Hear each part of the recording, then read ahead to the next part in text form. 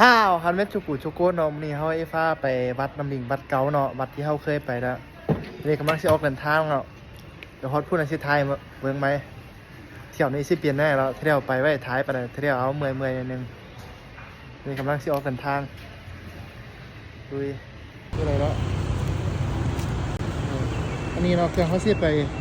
บ่ายมื้อนี้ก็มีดอกไม้มีหยังแหน่แนะนำแบบว่ามีดอกไม้แล้วก็ทูบเทียนแล้วก็อันนี้บุ้งวัวเป็นอย่างหมูซื้อมามีดอกไม้มีน้ำนี่เหล่าก็มีเหล้าซะหน่อัอยนนี้เหล่าใช่ไหมล่ะน้ำนะประมาณนี้เนาะทีนี้เขาก็มาฮอตบัตรหน่อยนะมาที่เข่าบัตรหน่อยเลย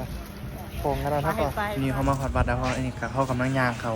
วัดเนาะวัดเวียดนามเป็นประมาณนี้เนาะนี่เขาย่างเข้าไปแล้วเขาก็มาจัดพาน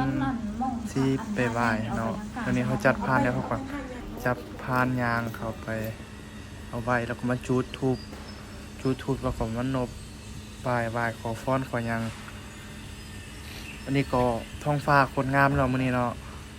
อากาศวิวอยู่วัดก็สิเป็นประมาณนี้เนาะนี่มันวิวอยู่วัดก็กว้างอยู่เนาะวัดนี่ก็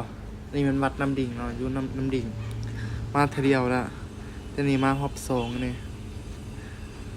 เสียงแดดมื้อนี้อากาศแจ่มใสดีมื้อนี้แล้วก็เข้าไปวัดมาก็เฮามาแวะเบิ่งเครื่องมือสองเนาะหานมือสอง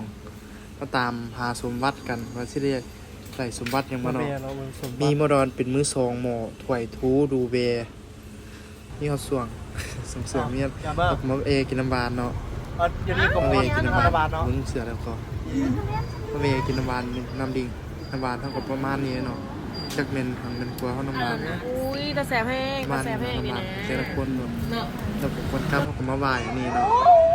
ไหว้นี่คนครับไปซื้อของใหม่เดี๋ยวเบิ่งว่าวันนี้ก็ข่าวพันเม็ดจุกุนนะบ๊ายบาย